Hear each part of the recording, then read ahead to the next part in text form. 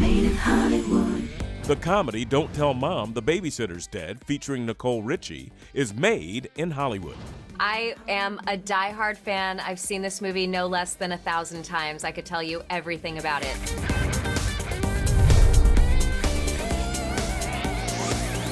Made in Hollywood. Also on today's show, Zoe Saldana gives a tour de force performance in the immigration drama, The Absence of Eden.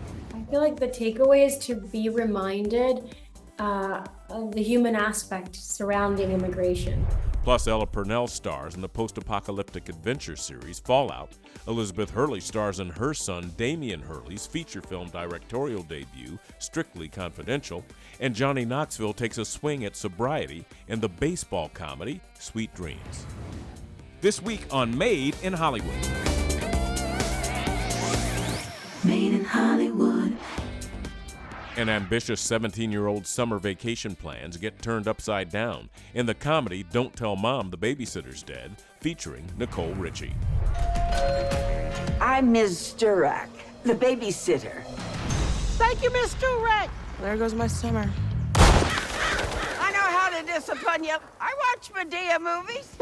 First impression was, oh my God, I can't believe I'm belly laughing reading the script. There's a lot of times you're like, oh, that's gonna be funny once that person's there. That's gonna be funny once it's all happening. And I was like, no, it was funny off the page. Getting the screenplay, I was like, oh, a remake of Don't Tell Mom, The Babysitter's Dead. I'm good. You know, I don't want to even engage in this. But I read, the first 30 pages, as I'll do, and then the next thing I knew, I was reading the entire thing more than once and just really fell in love with it. And you might hear music, but it's Christian hip hop. Hip hop ruined the black. And with this specific remake, I was just so excited about Wade's vision. Like, he came with all of the fabric of how the film was going to be made, and I was like, I'm on board. Good morning, Mrs. Durak. Mrs. Durak? Cricket. I am a diehard fan. I've seen this movie no less than 1,000 times. I could tell you everything about it. Bring it in, sis. Whoa, A-frame hugs only. I didn't spend 3 hours in that sexual harassment course for nothing. You're screwed.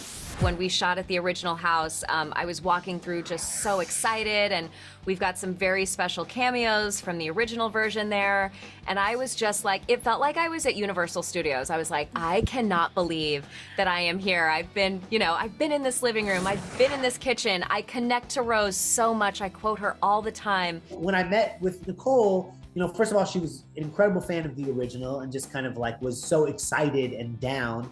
And she just brought a lot of ideas to it right away. You all live here? Along with our mom. She's not here. She's out on a very deserving spa day. I'm high as hell. I think she just learns that you gotta figure it out. And I think that's kind of what I've learned in real life, of just like, okay, nobody knows. Like, the secret is that nobody knows. Okay, good. Okay, good. Kim Coleman, our casting director, she just really had her finger on the pulse of a lot of young Black actors. She put Simone in front of me, and it was pretty much immediate. She was the first person that we saw, and I knew right away that she just embodied this ingenue spirit. Obviously, as we get older, we know the other side of it, and we're like, oh, I don't want to fail. And I do think that there is this kind of like blind confidence in Tanya that's like, all right, I'm just gonna. What do I have to lose? Like, I've got my whole life ahead of me, so I'm just gonna do it. And I really love that. You're having parties without me? Help out. Damn dish, man. Dishes are done, man. Nothing can stop me. With a young girl's life on the line, an undocumented immigrant forms an unlikely partnership with a conflicted ICE agent in the emotional drama The Absence of Eden, starring Zoe Saldana.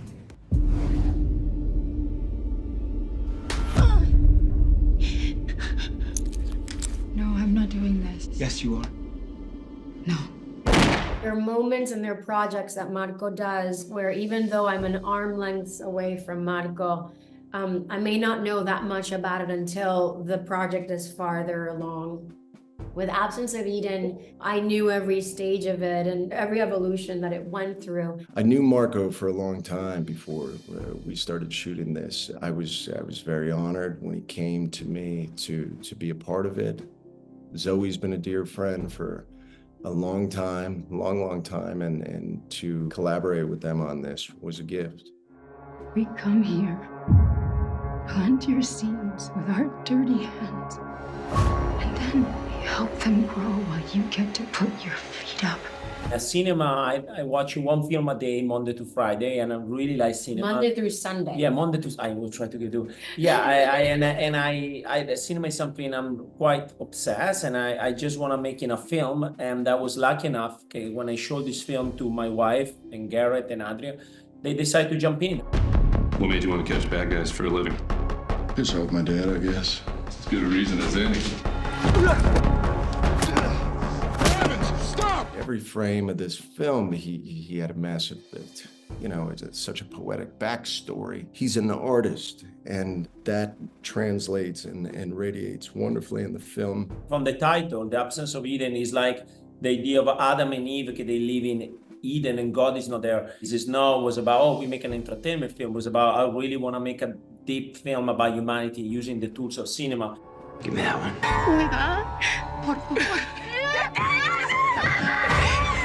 So you dear, where are you from? I'm from here. Like here, like born here? What is this, an interrogation? I feel like the takeaway is to be reminded of the human aspect surrounding immigration. It's people that we're talking about. I hope it brings an awareness to things that go on every single day, that those that are close to it, unfortunately, have to normalize it. I hope it brings compassion. If there is an aspect surrounding immigration that you hadn't entertained, just be open to it, and have the conversation. No matter how uncomfortable it is, just have it. Come out with your hands up! I'm empty now.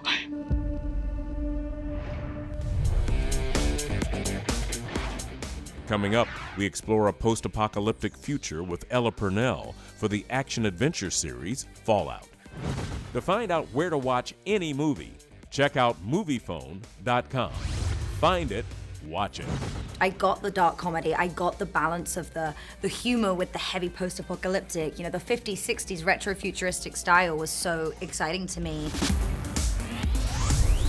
Made in Hollywood. Made in Hollywood. Now available on your home screen. Based on the groundbreaking video game series, Ella Purnell ventures out into a post-apocalyptic Los Angeles in the thrilling action drama series Fallout. The mission of the vaults should be important to everyone. To come up to the surface one day and restart civilization. Can you tell me what's happened in the last 200 years? You're an actual vault dweller. I am. Usually with adaptations, you're adding something. With a video game, you're taking something away. You're taking away the interactivity, you're taking away some of the openness, and especially with a game like Fallout. Yeah, it's really tough to get as much as we wanted from the games into the show, but also I actually felt like we had an amazing head start thanks to the games and the work done by so many amazing people over the years. I knew of the games, but I wasn't familiar. I hadn't played them at that point, so I wasn't familiar with the tone. And I got that from the script. I got the dark comedy. I got the balance of the humor with the heavy post-apocalyptic. The 50s, 60s retro-futuristic style was so exciting to me. I'd heard of the game, but I didn't really know what it was about. I assumed based on the title that it had some nuclear thing going on with it. So it was a wonderful journey of discovery to figure this out, because it's an incredibly immense, immersive, retro-futuristic game that is pretty special.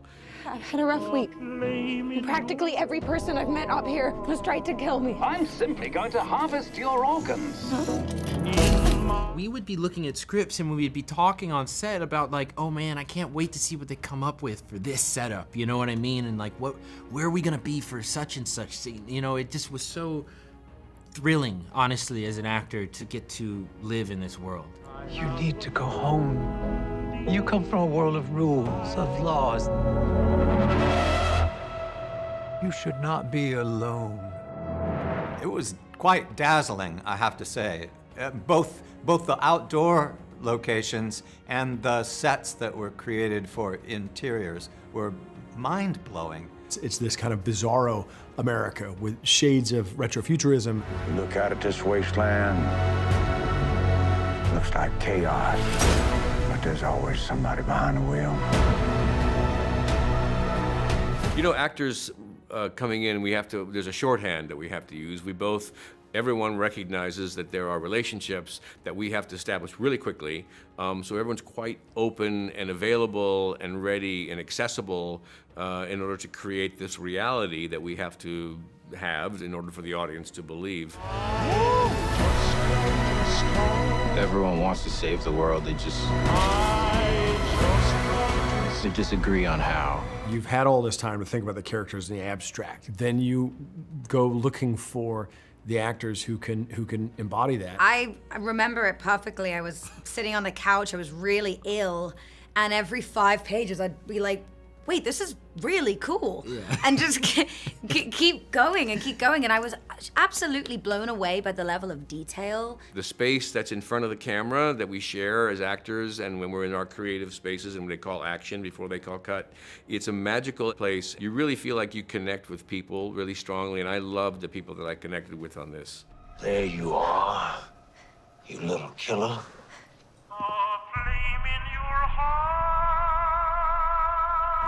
To find out where to watch any movie, check out MoviePhone.com. Find it, watch it. Up next, Elizabeth Hurley stars in the mystery thriller Strictly Confidential, and the redemptive baseball comedy Sweet Dreams features Johnny Knoxville. I played ball my whole life until I was 18, but I didn't know that my swing looked so lazy until I was watching the footage. Made in Hollywood. Made in Hollywood. Now available on demand. A haunted young woman struggles to unravel the mysterious death of her best friend in the seductive thriller Strictly Confidential, featuring Elizabeth Hurley. That day started so normally. Just another day in paradise. Rebecca? Rebecca! I came up with the initial idea for this film when I was 17, right after me and my friends lost a very close girlfriend of ours to suicide. I was really struck by taking in and observing some of the people in my friend group who really steadfastly refused to accept what had happened. And while I could sympathize with them, I couldn't really understand it until a year later, my biological father took his own life, and suddenly I understood their refusal to accept what had happened all too well. It's been a year, sweetheart, without my Rebecca. She was my best friend. She killed herself. We came out here to reconnect and remember. I was always going to produce this for him, and it made a lot of sense to him because I'd promised him I'd be in his movie, and of course to the backers who wanted a name in the movie. So I always said I'd be in it. And I pitched it as a sexy cameo. 2 days work, fly in, fly out, then just stay as a producer, and then I duped her. Yeah, which was great, because I mean, I knew I was going to have my hands full. I knew that Damien would be able to direct the movie, but what he started to learn on his short movie and what he continued to learn on this, of course, is all the stuff which has nothing to do actually with the creatives.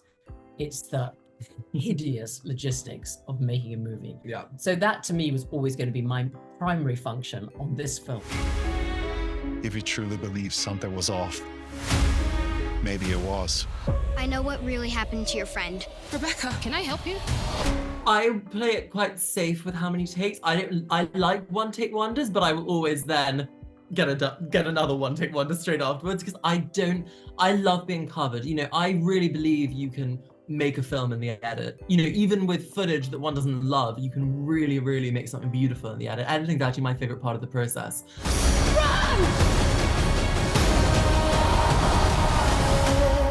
It just happened.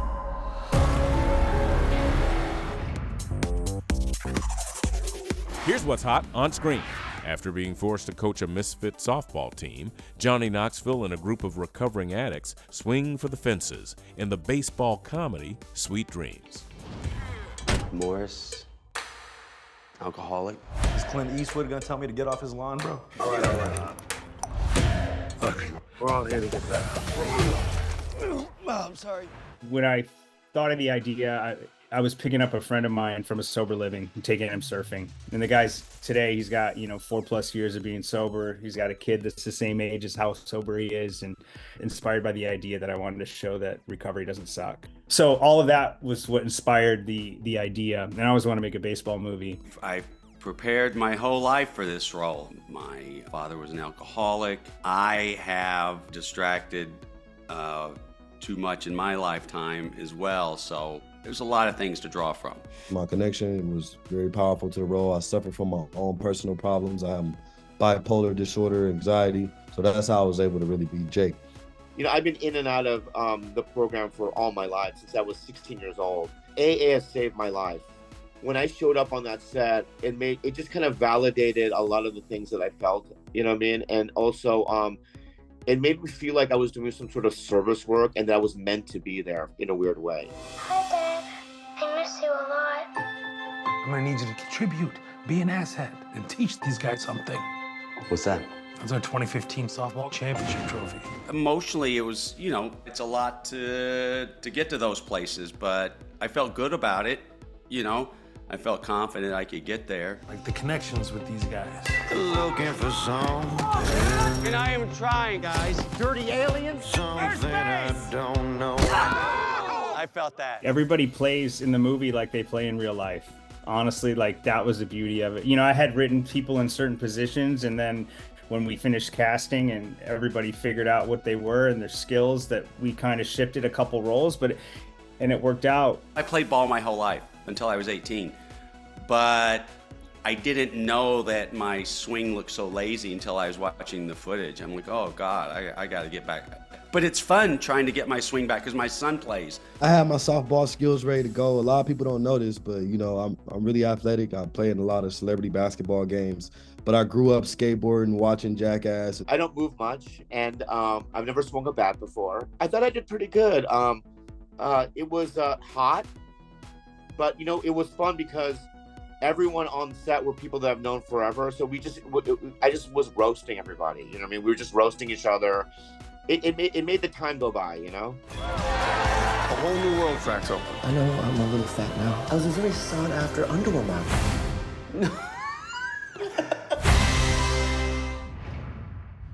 Stay tuned, there's more coming up on Made in Hollywood. Made in Hollywood. Thanks for watching Made in Hollywood, powered by MoviePhone. For more behind-the-screen content, check out MoviePhone.com.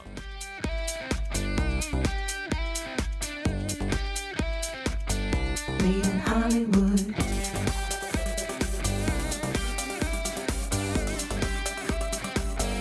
Made in Hollywood.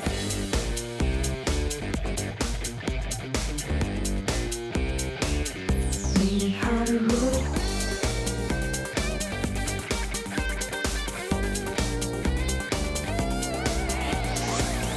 Made in